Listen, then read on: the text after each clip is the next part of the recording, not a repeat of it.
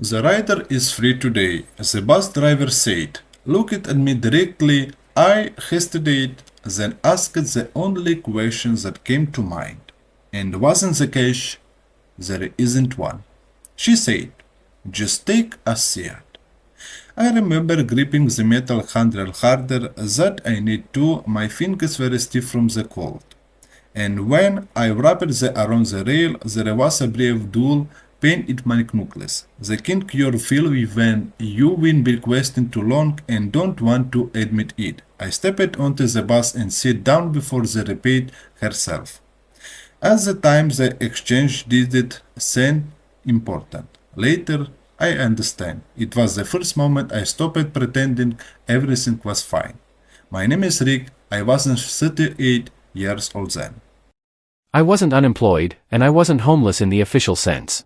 But the structure that makes life feel stable had already started to collapse, quietly and methodically, and I was still acting as if I had time to correct it. 2 years earlier, my girlfriend had left.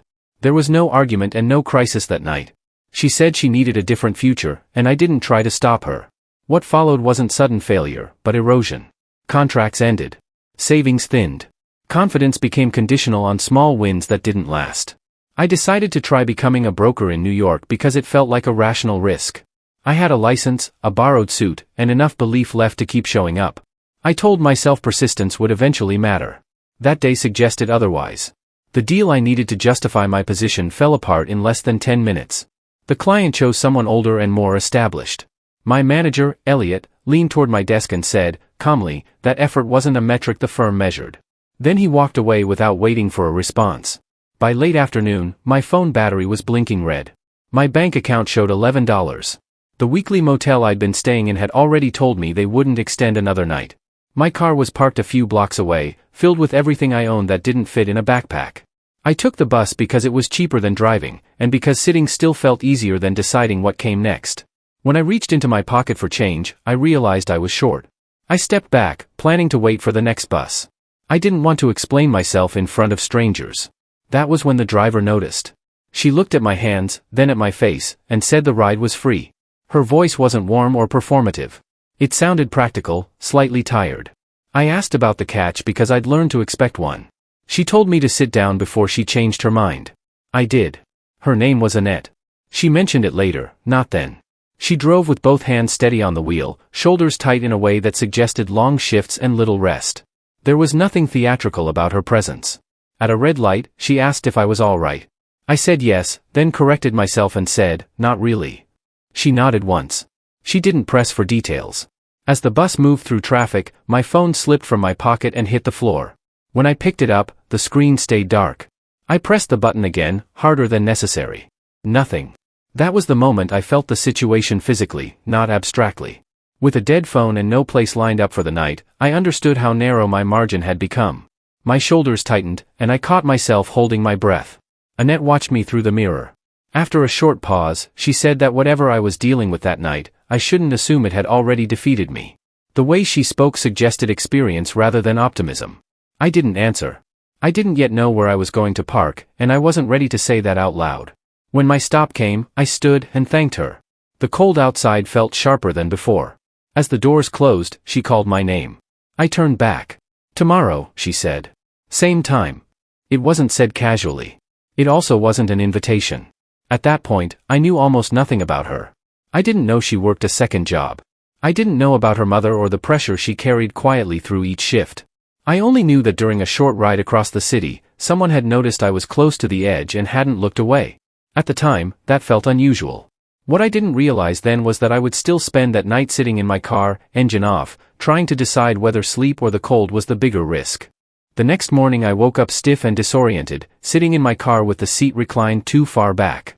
My neck ached, and my breath had fogged the windshield sometime during the night. For a few seconds, I didn't remember where I was. Then I did, and the relief faded quickly. I went to work anyway. I always did. Showing up was the only part of my life that still felt structured. The office hadn't changed overnight. The same screens glowed. The same conversation stopped when I walked past. No one mentioned the deal I'd lost, but no one needed to. On Wall Street, silence usually meant a decision had already been made. By the end of the day, I found myself walking back to the same bus stop without thinking about it. I told myself it was convenience, not intention. The route was familiar. The timing worked. Annette was driving again. She acknowledged me with a small nod when I boarded. Nothing more. I paid this time. Barely. I sat in the same seat, halfway back, and watched the city pass as if it might offer instructions. At the third stop, a man in a heavy coat argued loudly about his ticket. Annette listened without interrupting, then explained the policy calmly, twice. When he finally moved down the aisle, I noticed her shoulders drop slightly, just for a moment, before she straightened again. When the bus stopped at a red light, she spoke without turning around. Long day? Yes, I said. Then, after a pause, yours? She gave a short laugh. They all are. That was it. No follow-up. No exchange of personal details. Still, the question stayed with me. It wasn't curiosity. It sounded like someone checking a condition they already understood. Over the next week, the routine repeated itself. Same bus. Same time. Sometimes we spoke. Sometimes we didn't. I learned the rhythm of her route, the way she slowed slightly before certain stops, the way she rubbed her left wrist when traffic backed up. One evening, I stayed on longer than usual. When I stood to get off, I noticed her hands were trembling slightly as she opened the doors. Not enough for anyone else to comment on. Enough that I noticed. You okay? I asked, immediately regretting it. It felt like overstepping.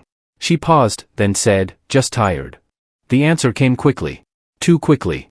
Later that night, while waiting for a sandwich at a corner place that stayed open past midnight, I saw her again.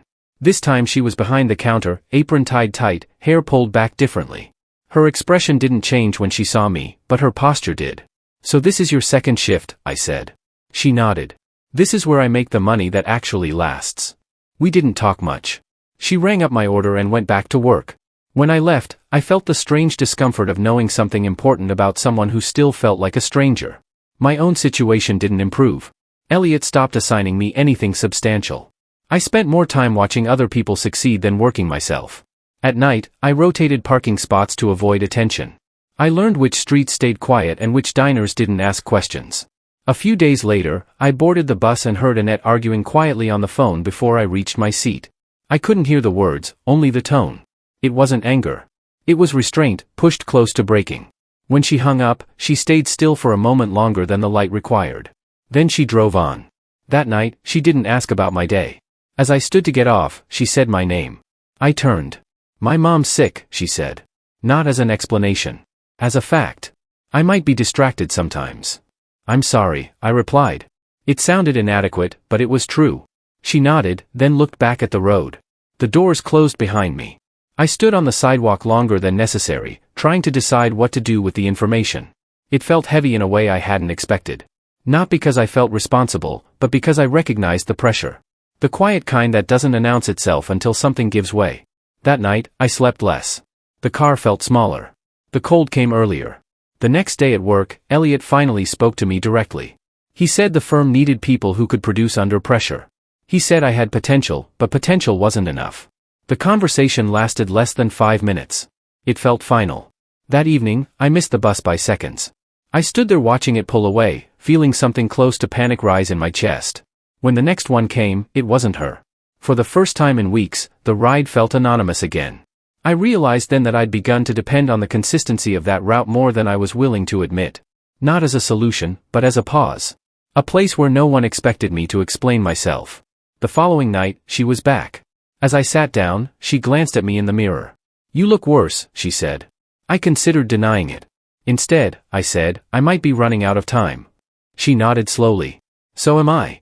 Neither of us said anything else.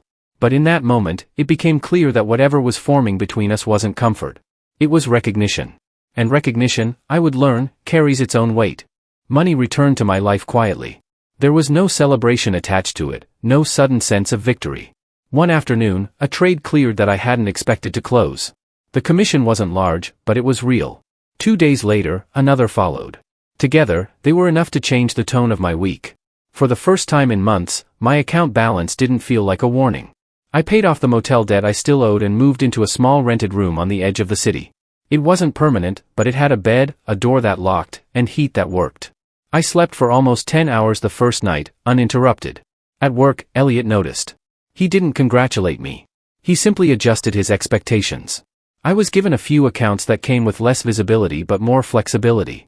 The message was clear: produce quietly, or disappear. Around that time, Annette started looking more tired. It wasn't dramatic. She didn't complain. But there were moments I hadn't seen before.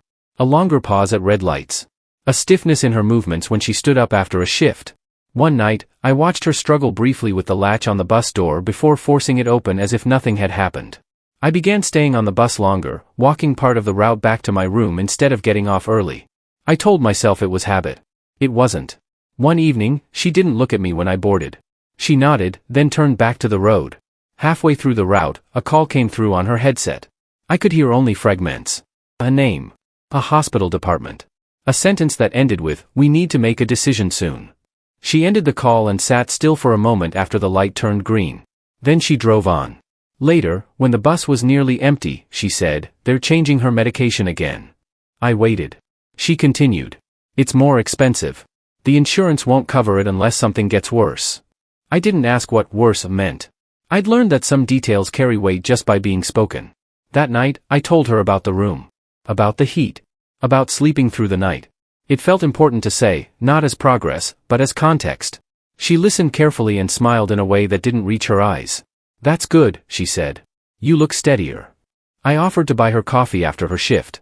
She hesitated, then agreed. We sat in a quiet place near the depot, hands wrapped around paper cups that had gone lukewarm before we noticed. We talked about ordinary things. Schedules.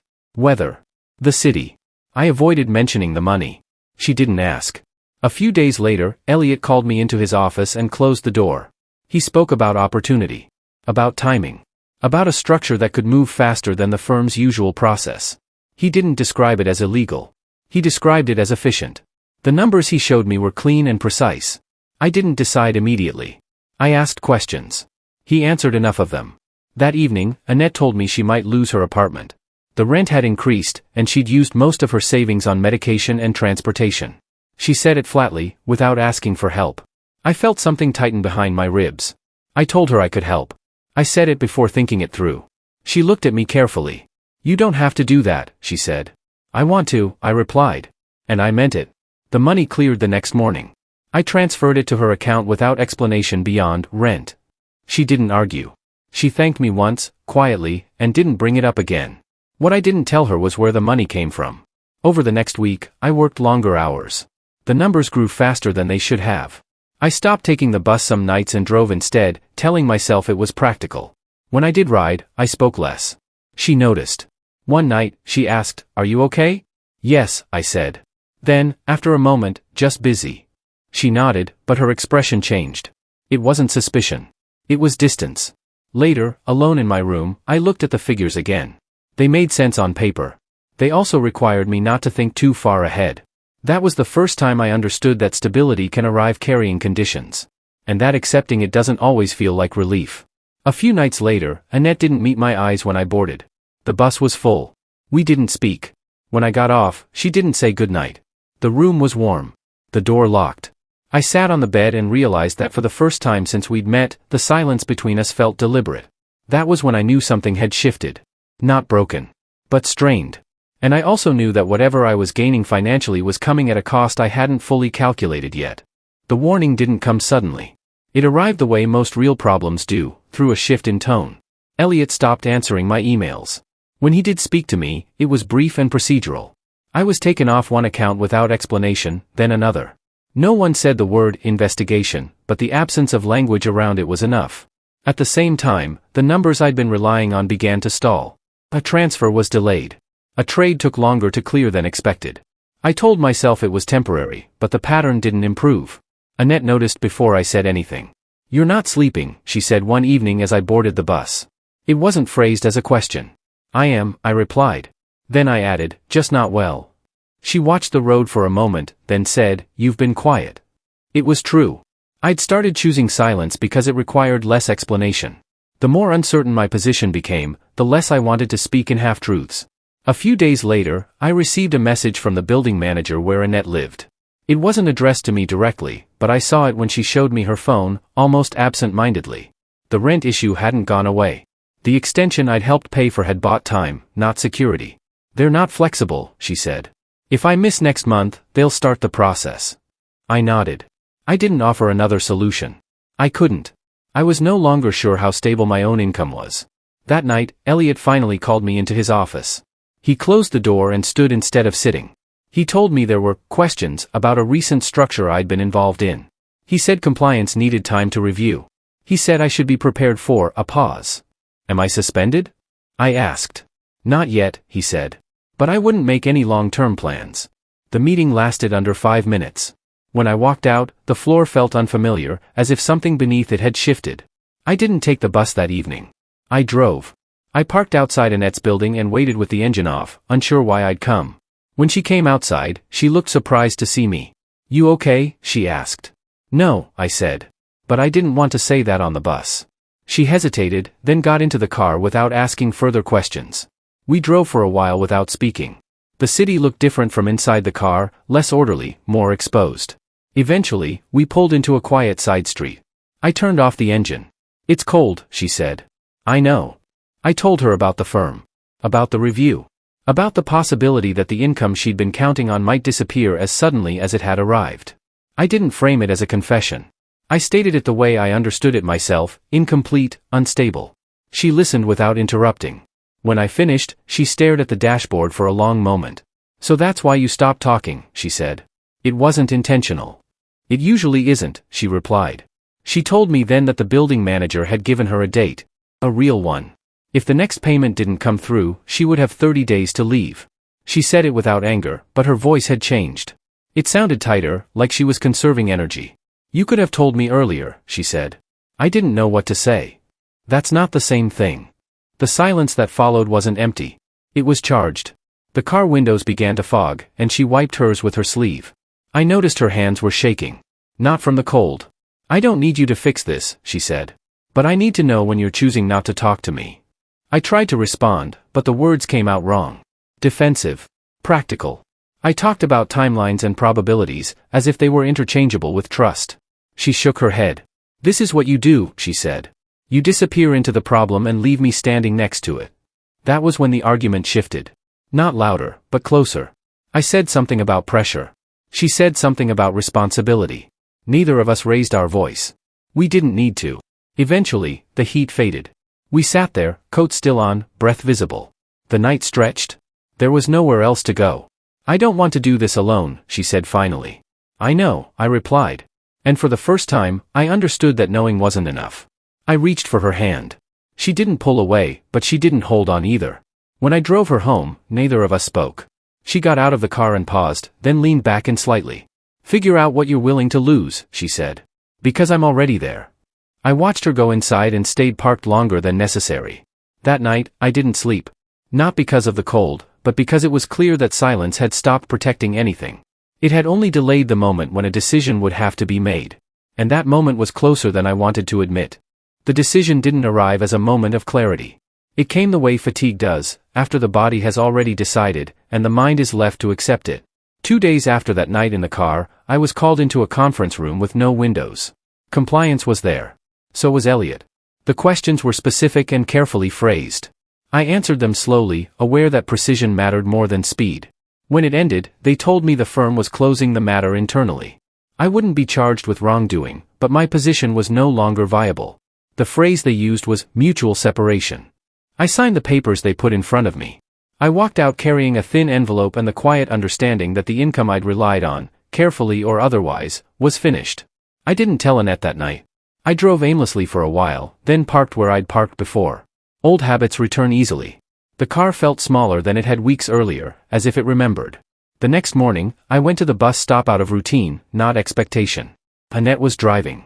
She looked tired, but when she saw me, she held my gaze a second longer than usual. I sat down and waited until the bus merged into traffic. It's done, I said. She didn't ask what I meant. They let me go, I added. It's clean. But it's final. She nodded once. Not approval. Recognition. Okay, she said. That was it. No reassurance. No panic. Just a statement that acknowledged reality as it was. That evening, we met after her shift at the same quiet place near the depot. She told me her landlord had agreed to delay the notice by 2 weeks. It wasn't relief. It was time. We spoke carefully, the way people do when they know the stakes are real. I told her I'd stepped away from everything that felt unstable, even though it meant starting over again. She told me she'd looked into transferring to a different route with more predictable hours. Neither of us pretended that solved anything. A week later, I started contract work for a smaller firm. The pay was modest. The hours were longer. It was legitimate. I took it without negotiating. Annette's mother stabilized enough to be moved out of the hospital. The medication remained expensive. The future remained uncertain. But it was no longer immediate. We didn't celebrate any of this. We adjusted to it. The bus rides continued. So did the late coffee. Sometimes we talked. Sometimes we sat quietly, each of us occupied with our own calculations. One evening, she told me she'd been approved for a different apartment. Smaller. Farther out. Affordable. She said it like someone delivering weather information. I can help, I said, automatically. She shook her head. Not like before. But you can be there. I agreed. And meant it. Months passed. Slowly. The city softened around the edges. I stopped checking my account multiple times a day. She stopped working double shifts. We never discussed the night in the car again, but it stayed between us as a reference point. A reminder of what silence costs. On a quiet evening, I rode the bus to the end of her route and stayed seated. When the last passenger left, she turned slightly in her seat. "You're still here," she said. "Yes," I replied. I didn't propose. Not then. I told her instead that I intended to keep choosing the harder, clearer option, even when it offered less. I told her I couldn't promise ease, but I could promise presence. She listened, hands resting on the wheel, eyes steady. "That's enough," she said. We married later, without announcements or a guest list that needed explanation. There was no dramatic transformation afterward. Life remained structured by work, schedules, responsibility, and the quiet effort of staying aligned. Looking back, I understand that the free ride wasn't the beginning of something unreal. It was the start of a pattern. One where attention mattered more than advantage, and choosing honesty cost less than pretending. What remained wasn't a story about luck. It was about staying.